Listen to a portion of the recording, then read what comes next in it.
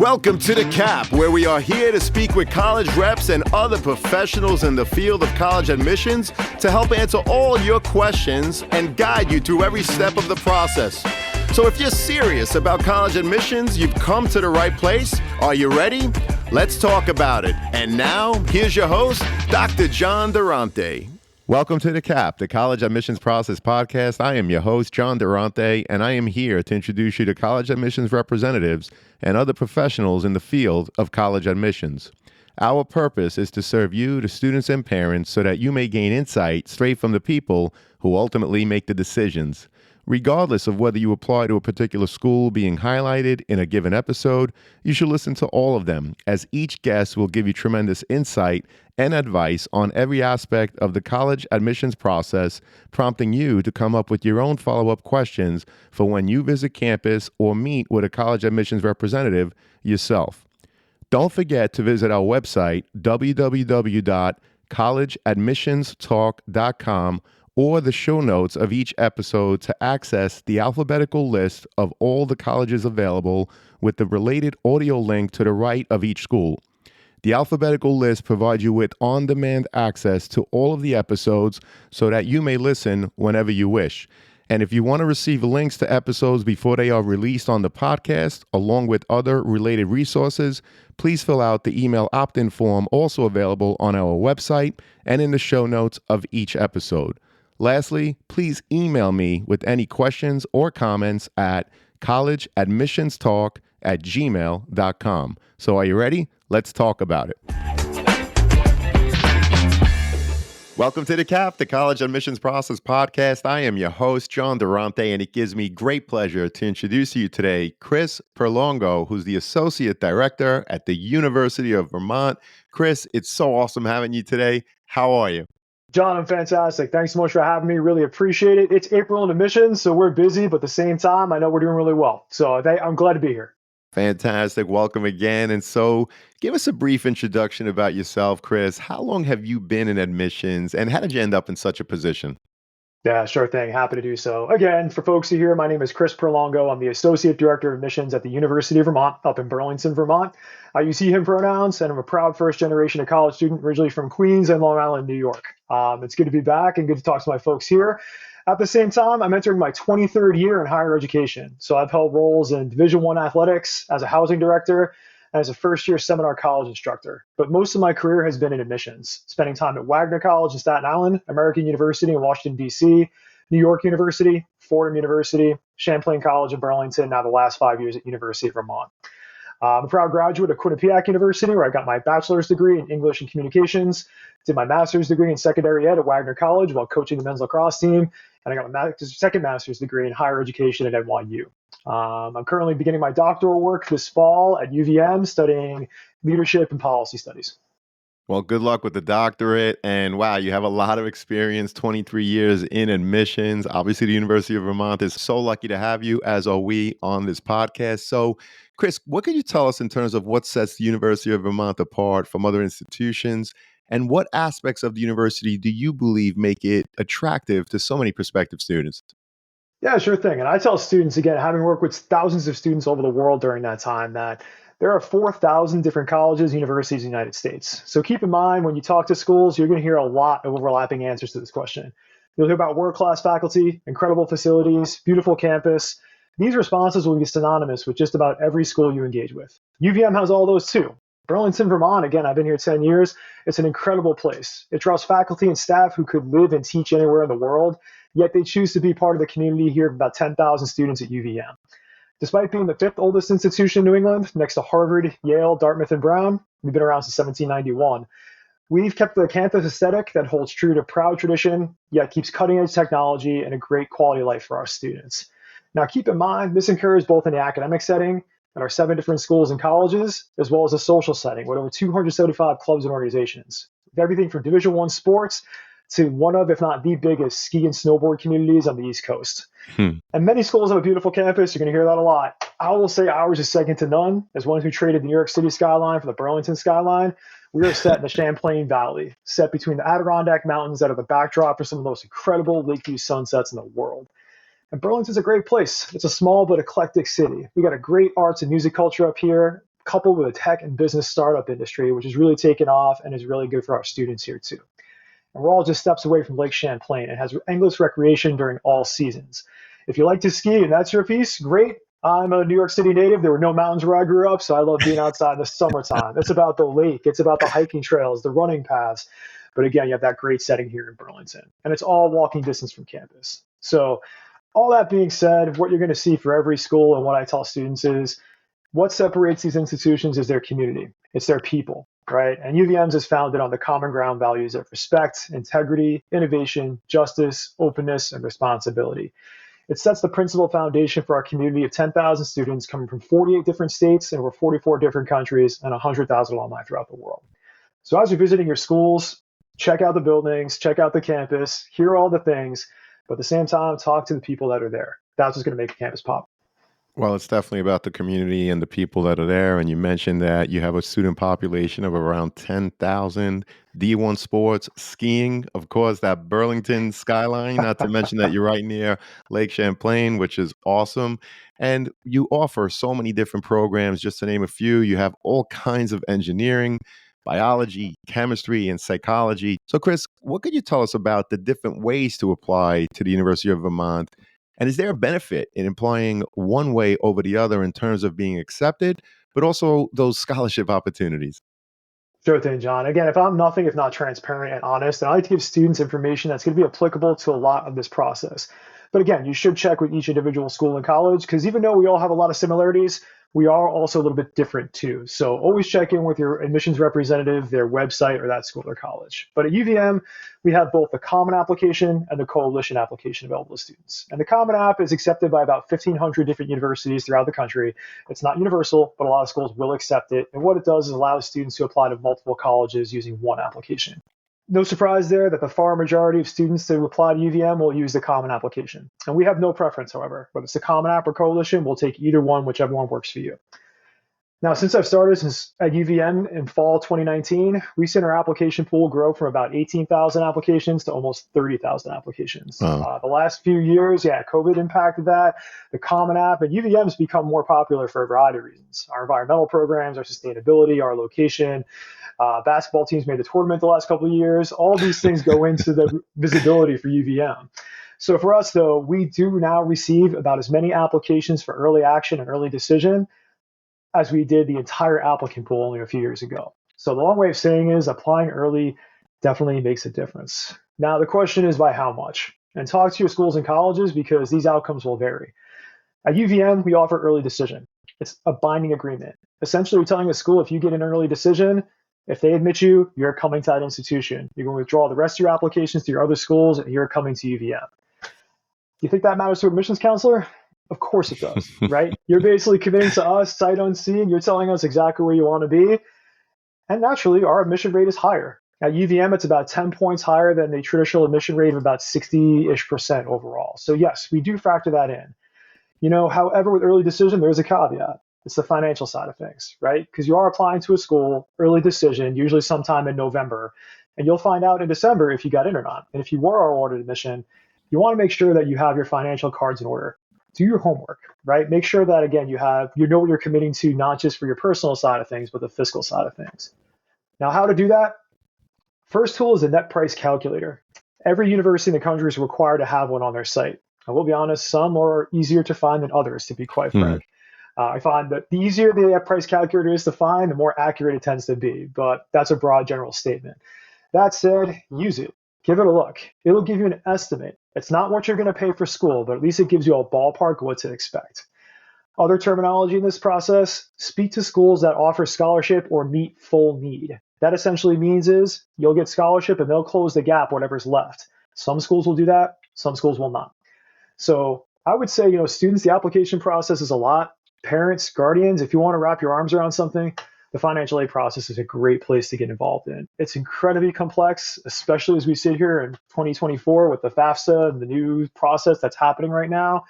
There's a lot going on. So I can't stress this enough. With the financial commitment to a college, it should be part of your decision process because you have a big impact on not just your time while you're in school, but post-graduation when it comes to debt, what you're incurring. You want to have those conversations now. Now, of course, a lot of students can't commit to a school early decision. Only about 500 of our 28,000 applicants come to UVM as early decision. So I'd say for not just UVM, but most selective institutions, early action is your best option. Again, you'll get your application in early. Our deadline's in November, and you'll find out in December, just like early decision. But the difference is it's non-binding. You'll have until May 1 to make that call. So you're still evidencing your interest in that institution, but you're not making a binding commitment.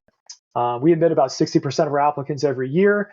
So if you apply to us early action, you'll know by mid-December, and to put numbers behind that, about 2/3 of our 30,000 applications apply early action. So I'd strongly recommend considering it.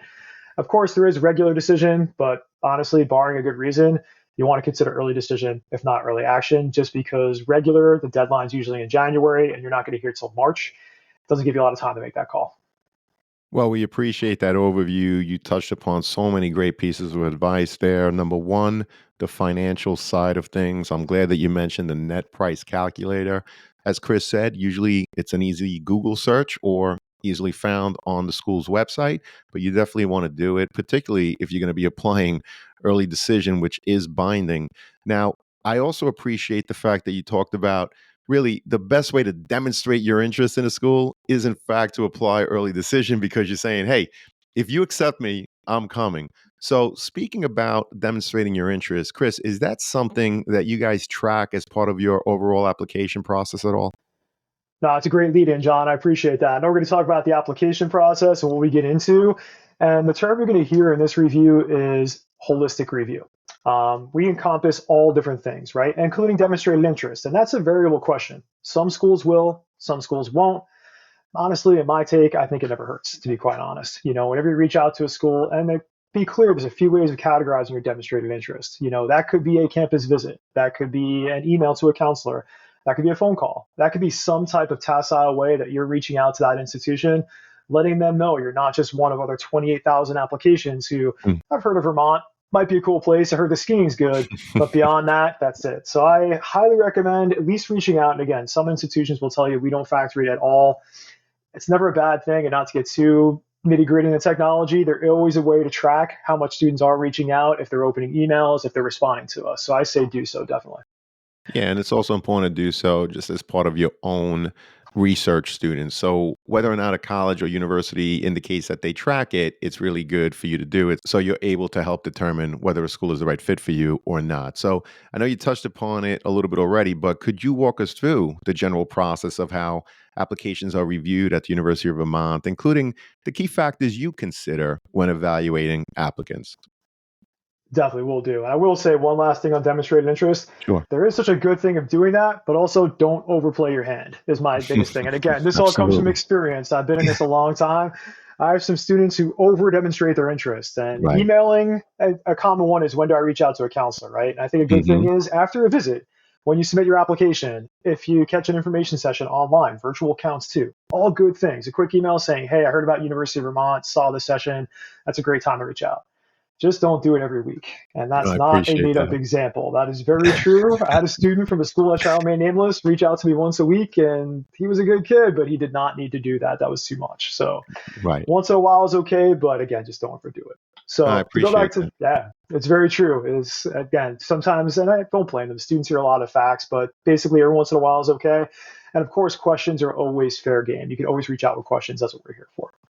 Well, that's great. And I'm sure, of course, you want questions that are not easily found on your website, right? Like, what's your mid 50%, right? Like something that's easily found.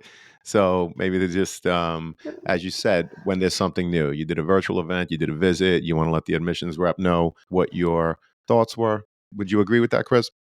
100%. Yeah, it's one of those things where I never want to discourage somebody reaching out. Again, in my work, I work with students who, have a ton of privilege and access and all the different resources for Mm, college process. And again, I was a first generation of college student. I went to a huge public high school. My graduating senior class was 1,400 seniors. We mm. didn't have that access. My parents didn't go to college. So I never want to dissuade you from asking a question, but don't ask a question just for the sake of asking a question. That's probably the main point there. And you can tell when a student's, like John said, something that's easily found on the front page of a website. If you ask me my deadline, you can find that pretty easily on a website. So again, I'm not saying not to, but to your point, John, yes. No, I appreciate you sharing that. And so many students and their parents want to hear about that application review. So, What can you share with us, Chris, in terms of how you review those applications? Definitely. Okay, so yeah, the biggest thing is you're going to hear from just about every school, including all the ones I've been affiliated with, is the term holistic review. And what that basically means is we look at everything. Okay, and that's true. And that includes transcript, testing, recommendation letters, essay, interviews if applicable, demonstrated interest if applicable, portfolios. There's a lot of different things that you can look at for holistic review. Again, check with your schools because there's not one blueprint for every single college, except for one point, the transcript. I Hmm. think that's the most important piece of the puzzle, just because if you think about it, it's 3.5 years of your schoolwork, right? All the schoolwork you're doing at whatever high school you attend throughout the country, institutions go on to know how you've done in the academic setting. Most will look at ninth grade, some don't, but assume it's going to be ninth grade, 10th grade, 11th grade, and yes, senior year too. Most places, even if you apply early action, early decision, we're still going to want to see that senior year worth of coursework. Also, don't get too hung up on just a GPA. A lot of schools, and UVM's guilty of it too, we put a nice big number up there on a 4.0 scale, and students get intimidated by it. I will promise you, I do not have a perfect record. Not every student who gets admitted to UVM has a perfect Hmm. record. In fact, far from it. So the thing is, look at the GPA, use it for context, but at the same time, it's the strength of the curriculum too, right? And if you didn't have that perfect record, what does your record look like? Are you a steady trend of A's and B's grades, or do you have something called an upward trend, where ninth grade, and this is quite common, transitioning from middle school to high school can be a lot for some students. So if they stumble out of the gate, you have time to pick up your grades, again, called the upward trend. A downward trend, as you can probably assume, is you start off real strong and maybe sink a bit come sophomore, junior year. You still got senior year to pick that up. So again, try to get that balance. The idea of junior and senior year being more important, I think is fair. It's the last full year that we'll see and usually has the strongest curriculum overall, right? I think that's something really important to focus in on because challenge yourself, but don't overwhelm yourself. There's a balance there, right? Especially in the core courses. And when I say core, you're looking at English, math, science, social science, and foreign language.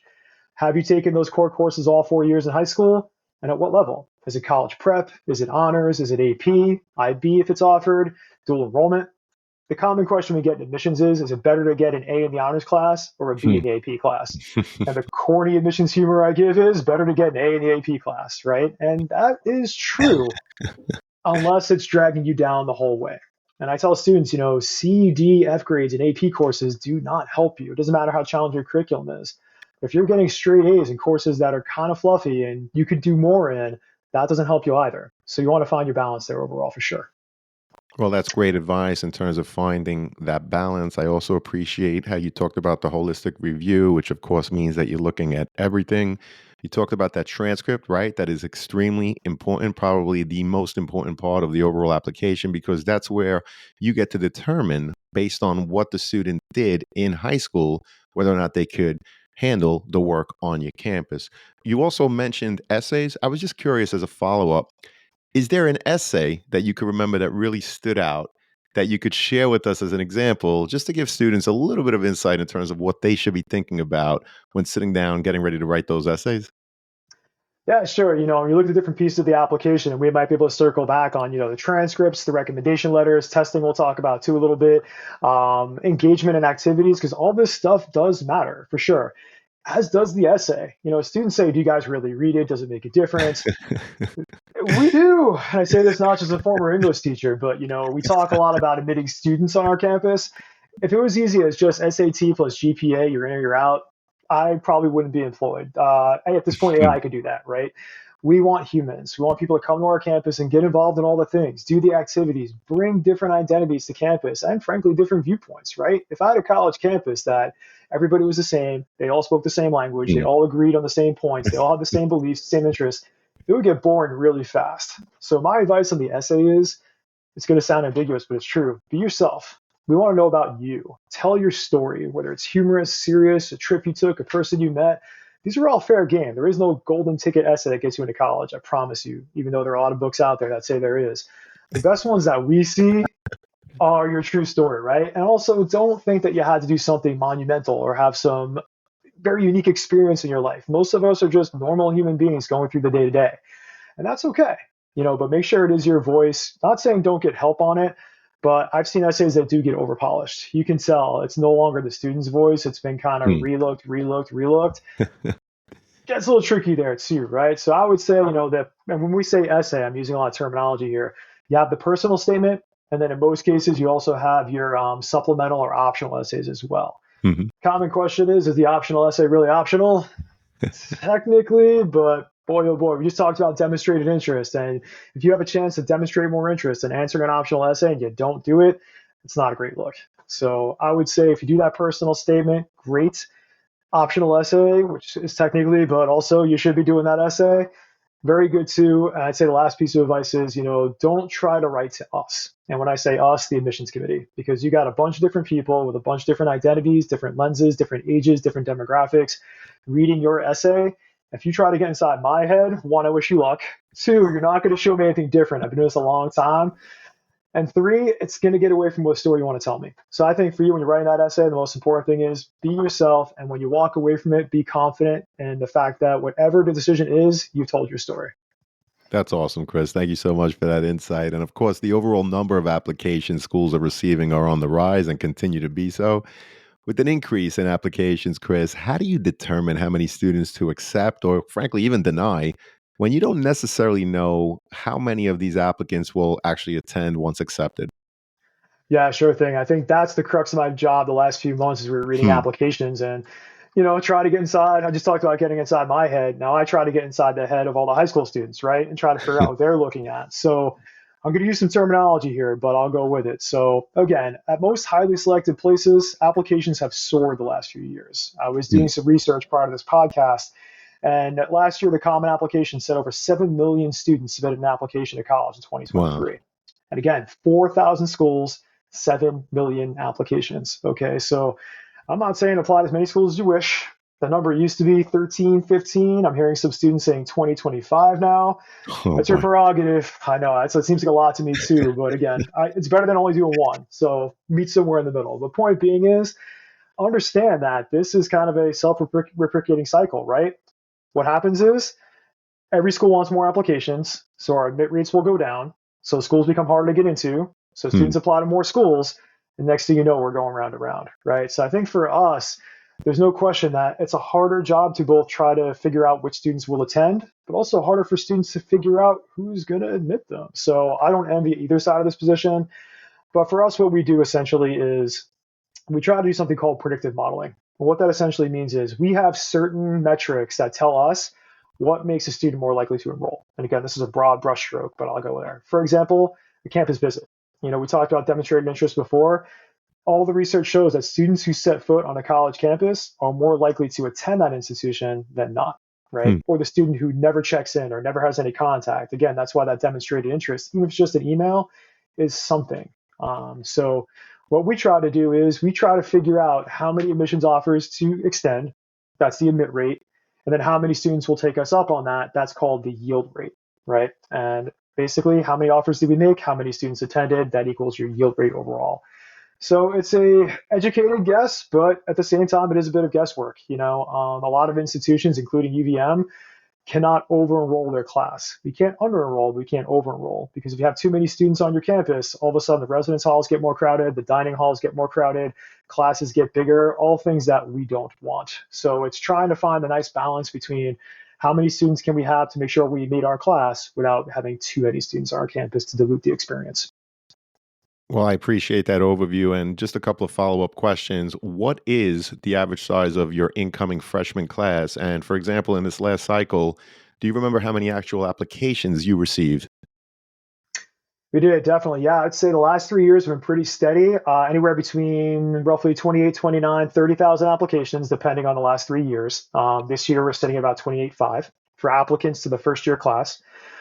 And the last 3 years, and again, UVM's in that situation where we have to be very careful not to bring in too many students. The last 3 years running, our selectivity has gotten higher. When I started here in 2019, we were admitting about 72%.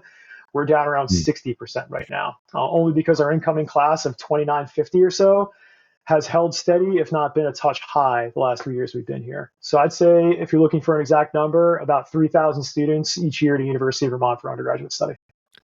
Well, that's terrific. So, again, an incoming class of about 3,000 students, and you're receiving somewhere around 28 to 30,000 applications. Chris, and I asked this question because a lot of times students they're denied. And of course, it becomes, oh, was it the B plus in 10th grade? Was it my essay? What was it? Maybe not enough activities. And so I asked that question because, again, I just want to repeat it. For a class of 3,000 students, you're getting 28 to 30,000 applications. And I bet that, that first, let's call it 30% that get denied, I bet you their overall profile is probably not that different than the students that were actually accepted. But, one of the biggest institutional priorities is filling your freshman class at a certain number, right? So if you're looking to fill a class of 3,000, you're not going to accept 20,000, right? And by the way, what is your yield, more or less? No, I'd say our yield the last couple of years has increased. And again, that's where that guessing game comes in of, okay, if historically we've Sure. been in a certain number, now we're getting more. I'd say our yield's probably somewhere in the low 20%, which Hmm. for a medium-sized public research institution is pretty on par with our competitive set, but it is Hmm. increasing the last few years. So again, that's why our selectivity has also increased because we admit less students, yet still more are showing up. So at the same time, for us, yeah, we are getting more selective. And to your point, John, frankly, at every school I've been at, I've been fortunate in my career that most students who apply can do the work. It's not just an Hmm. academic piece, right? And that's why Right. that SAT, GPA, you're in or you're out doesn't work that way. It's Hmm. all the intangibles, right? And I tell students, worry about the things you can control. What you can control is your grades, your SATs, which we may talk about, your activities, for sure, not just what you're into, but the depth and the breadth of it, right? Do you play sports? Do you do the arts? Do you work outside of school? All these things matter. We want to see students who balance their time. I'm very clear in saying you might not have perfect grades, but if I see a student who can manage a schedule outside of school and excel in that, that's what we need on our campus because UVM has over 275 clubs and organizations. Hmm. We want students to come here and do well academically, but also get involved in all those clubs and organizations, right? So think about that as an applicant.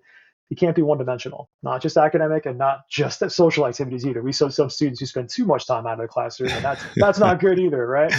So, and that's where that recommendation comes into play too, the council rec also. So all these things have to go in the soup. You can control those. What you can't control every year is, maybe a school builds a new engineering facility. Next thing you know, they want a lot of engineers, or it's a new athletic team. They want more of that team, right? The following year, they may have too many. So all of a sudden it gets more competitive to get in. So Right. students, you can do the research, you can dig into the websites, that's all good. But again, worry about what you can control and some of the factors outside of your control. That's stuff you can't worry about. You can't worry about where you're from. You can't worry about if your parents attend that institution called legacy, all these pieces that are, again, beyond your reach. Well, I really appreciate that insight, and I'm going to repeat it again. Students, control what you can control and don't worry about the rest because, as Chris mentioned, there are institutional priorities. As he said, maybe one year they wanted more engineering majors, they accepted too many. The following year, now they want less. It becomes more competitive. But what you do control is putting your best foot forward throughout high school. As he mentioned earlier, build those ramps, take the most rigorous courses that you can for yourself, and it's going to differ for each student. But in addition to that transcript, which is extremely important, as we said earlier, because that's what admissions representatives are looking at to determine whether or not you could handle the rigor once on their campus. But the other piece is your activity sheet.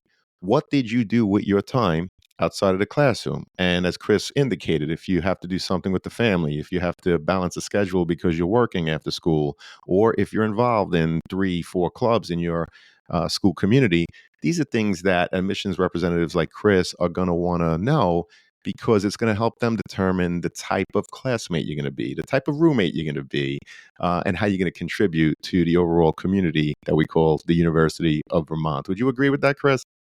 100%, John. I love the fact you mentioned community because, again, that's an instrumental thing to come to a campus and find. All the research and background shows that students who attend institutions throughout the country and throughout the world, they may be top flight academics, but if they wake up, go to class, and do nothing else for 4 years, they're not going to last. They're not going to have a good experience. So when you get to that campus that first year, find your people, whether it's through Hmm. sports, whether it's through the arts, through volunteer work, whatever it may be, through your identities you carry, all good, but don't spend your whole 4 years in your dorm room. You're missing a huge opportunity, Hmm. and your experience will be that much more rewarding for it.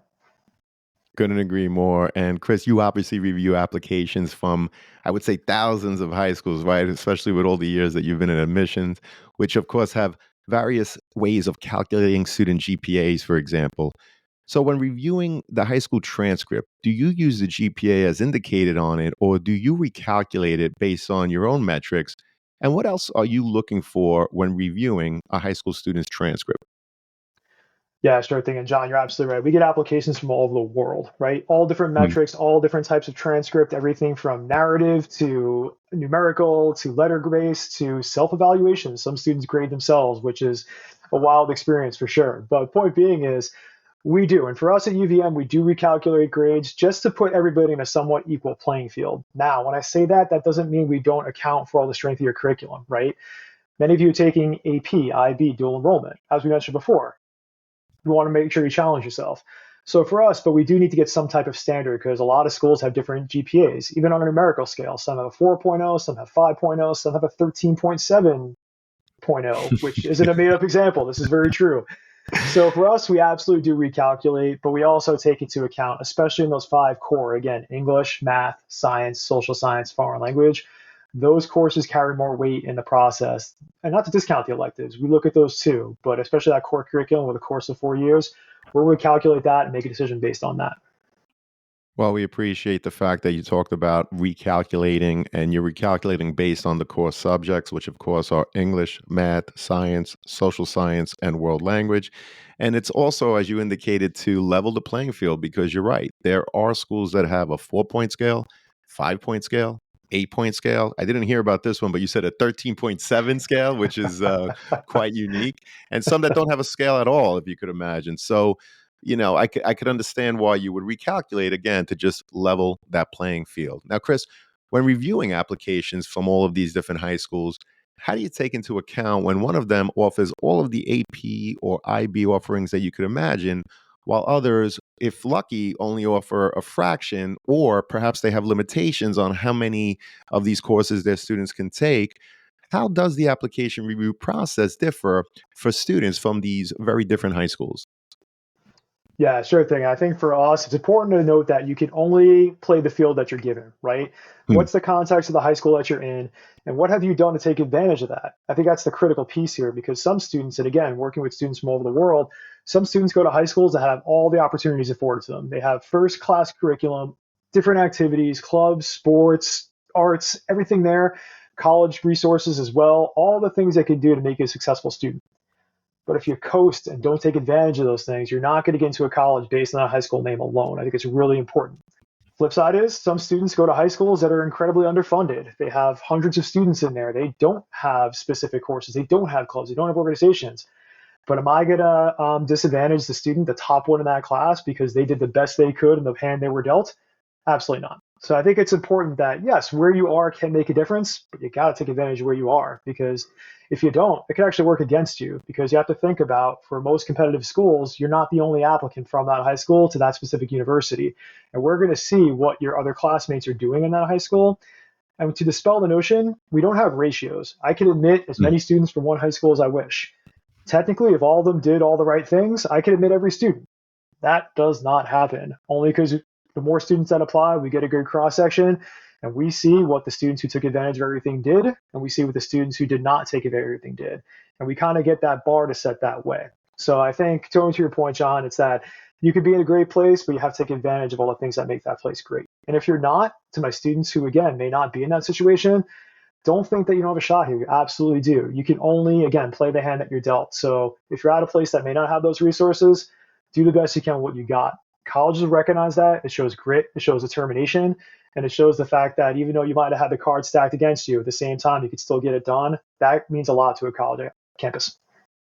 Well, I appreciate you talked about the fact that if you have, for example, 20 students that apply from any high school throughout the country or beyond, there's no cap in terms of how many of those students you may accept. However, with more students applying, you do get to see which of those students actually took advantage of everything that was available to them. And I want to repeat that you review based on the context of the high school that the student is in, and you ask, what did you take advantage of? In other words, what was there and whether or not you took advantage. So, students, again, play that piece back a few times. I think that's an important one. And so I know that the University of Vermont, like so many other schools, is test optional. Chris, you mentioned that earlier. Can you share the percentage of students that were actually admitted and did not submit their test scores? Sure thing. I knew it wasn't going to get through this podcast without talking about testing. I was hoping as much, but I'm we'll try. sorry, Chris. So that's what we're here for sure. And I know it's a hot button topic. So yes, test optional. And again, as we sit here and they coming out of COVID, I want to say, well, fully out of at the same time as we sit in that space now, a lot of schools have gone test optional. Okay. The question you want to ask is, how many of your students did you admit test optional, right? Because every school can Mhm. say they're test optional. They get more applications. These things are tied together for sure. But if an institution's only admitting 20% of their students without testing, how test optional are they really? At University of Vermont, we're about 50-50, maybe 60-40 non-senders to senders. So we don't have a huge gulf in between the students that are sending testing and the ones that are not. So that's our application pool and our admit rate as well. So what that basically means is at UVM, if you submit your testing, we'll consider it. If you don't, we're just going to look at everything else I mentioned: transcripts, recommendations, essay, council recommendations, that much more. So again, it's just a bigger percentage of that pie, if you will, if you don't submit testing.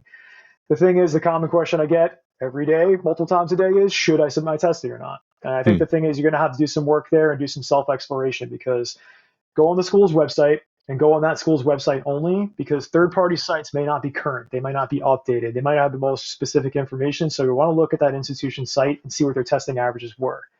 Where does your testing fall? Is it competitive? Is it above? Is it below?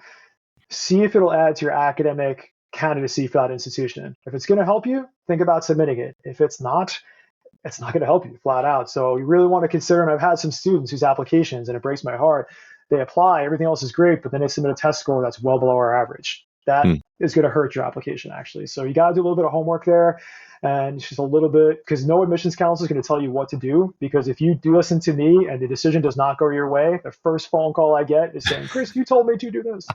So it takes a little bit of self advocacy there to take a look, but at the same time, we'll help you with that process. But ultimately, it's going to be your choice. Well, absolutely. It's always the student and their parents' choice, but I appreciate you talking about the fact that it's 50-50 in terms of the percentage of students that submit test optional, but also the percentage of students that are actually accepted that did not submit their test scores. So, a quick follow-up on that, Chris. I know that you're test optional. However, you have some amazing engineering programs, for example, which are a little more competitive than the norm, right? So, what about students that are applying for one of your engineering programs? Is it still test optional for those students? Because there are colleges and universities, as you know, that are test optional, except for some of their more competitive majors. No, 100%. John, that's a great point, because again, that's where you have to check with your individual schools and see what their policies are. At UVM, we are test optional across the board. So even whether it's our most competitive programs like engineering, environmental sciences, nursing, anything medical at UVM, because we have a hospital right on campus, is going to be that much more level of selectivity. Other schools may not be. I think the biggest differentiator for us in our majors and our programs is going to be the courses that you're taking. Going back to that transcript, like my engineers, if you don't have pre-calc at a minimum, preferably calculus, chemistry, and physics, that's more of a non-starter than the SATs, to be quite honest. If you do submit testing, however, though, we're going to look at that math score for sure to see how it indicates your ability to handle the courses that are coming into that first year. And that goes for a variety of majors. Look at your academic strengths and see how that relates to your possible major. We just talked about engineering. Business is the same way.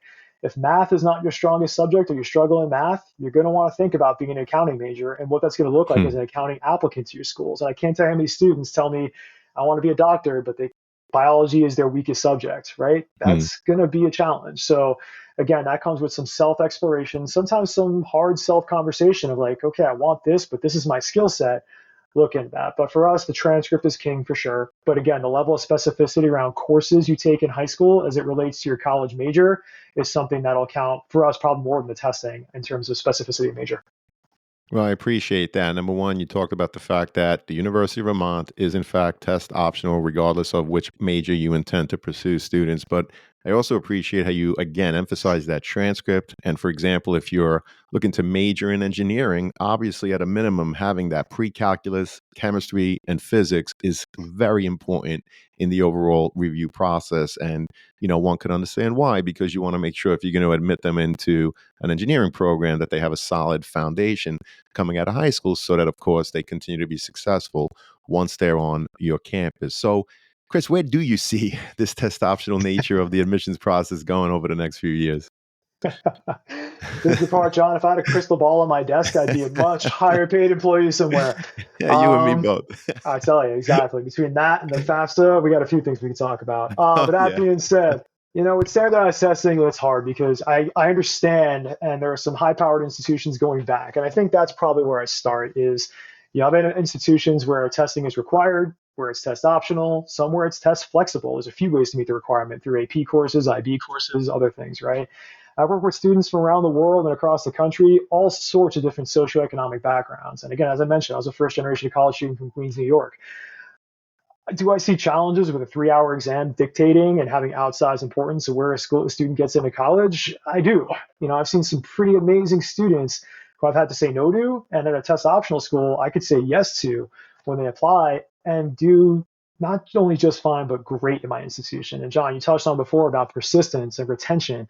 It's not just about getting into that institution, it's about graduating from that school. So many folks get so fixated on admit rates and yield, but then they stop the narrative once a student gets in. You got to think about how many students come back for sophomore year, how many students are maintaining a strong GPA, how many students graduate from that school, right? And I think that's the piece where I'm not saying standardized testing isn't part of that component, but I think we have to look at some of the schools and who's writing the narrative essentially, right? Like right Hmm. now, as I mentioned, there's 4,000 different schools in the United States. We've heard a lot about three of them that are going back to standardized testing. I won't name names, but there are some schools that are Hmm. very specifically some very high powered, incredible institutions, highly selected, that are going back to testing. And that's their choice, but that's all we hear about, right? So when a place like UPenn says, we're keeping test optional, you don't hear about that as much. And there are some schools that Hmm. have been test optional for years, Bowdoin, Bates, the UC system, that have seen incredible outcomes, incredible students, and are among the most selective institutions in the country and have done just fine.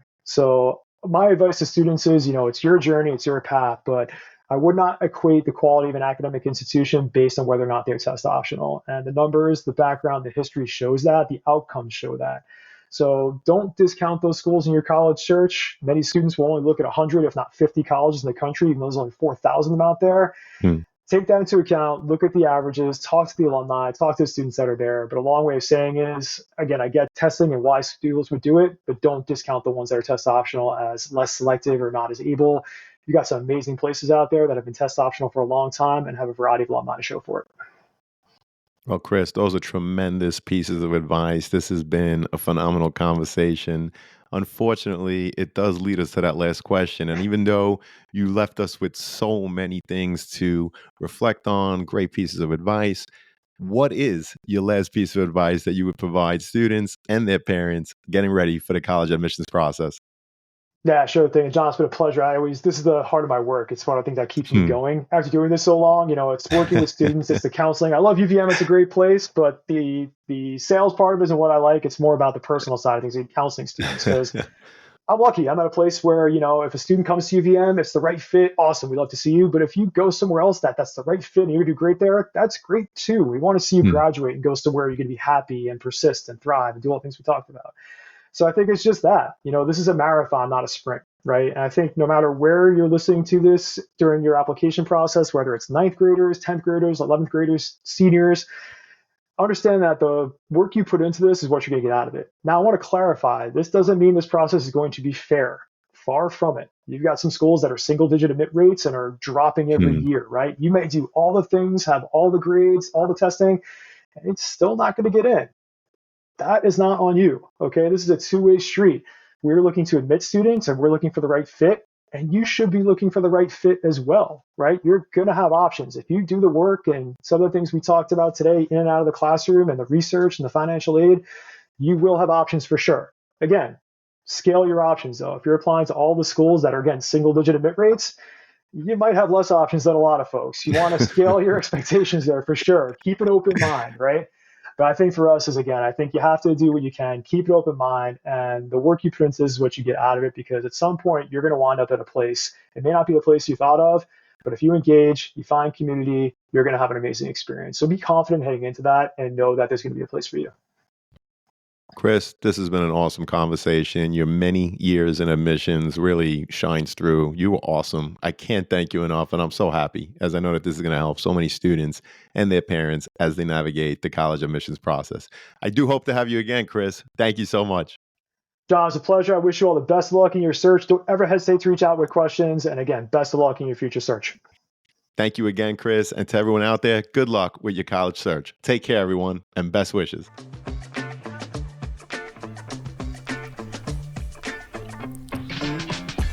Thank you for joining us on this episode of the CAP, the College Admissions Process Podcast. We hope you enjoyed the show. If you did, please don't forget to tell a friend and follow us on Facebook, Instagram, Twitter, and wherever you listen to your podcast. I am your host, John Durante, and I look forward to seeing you on the next episode of the CAP.